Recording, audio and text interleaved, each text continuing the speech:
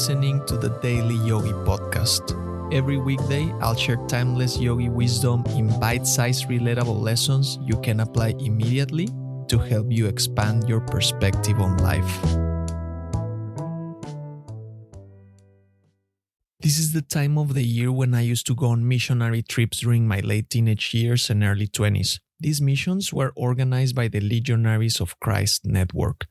Trips to poor and tiny rural towns in the state of Chihuahua.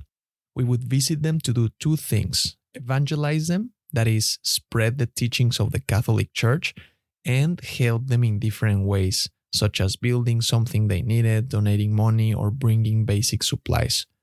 We would camp inside an empty school, meet with the locals, cook meals for them, or sometimes we were invited to dine in their homes. We would organize a daily mass and reenact Jesus' crucifixion. We would play games with little kids, walk around the forest, and have bonfires every night. It was fun. The least fun part was evangelizing. We would go out in groups of 2 or 3, each with a route covering a section of the small town, and we would go knocking on doors.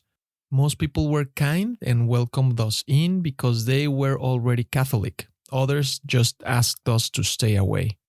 By that time, I was already doubting Catholic teachings. They didn't make sense to me. And here I was, putting a smile on my face, preaching the word of the Lord, trying to make sense of what I said, and deep down just wanting to be out of there, done with the preaching and on to the games, food, and helping. Imagine a bunch of kids who didn't understand what they were talking about coming into strangers' homes to persuade those strangers to believe something the kids didn't believe themselves. There were some awkward and uncomfortable moments. All was great.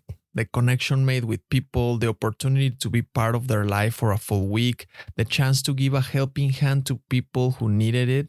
But I didn't like that behind the noble acts of charity, there was an agenda. It wasn't just helping out of love without expecting anything in return. It was, I'll help you, but you have to come join the church, believe what we believe.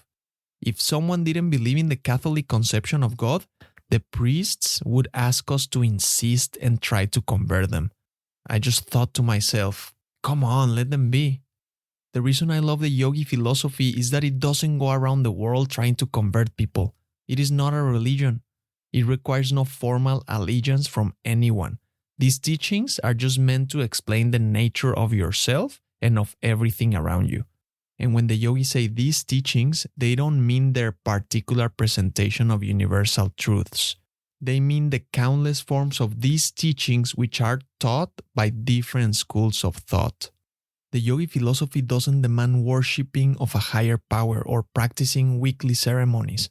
It just reminds you to do the best you can with what you have. If you feel attracted to these teachings, great. And if you don't, that's great too. Thank you for listening.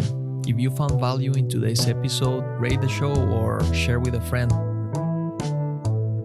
And remember, take this reflection into the silence, and I'll see you next time.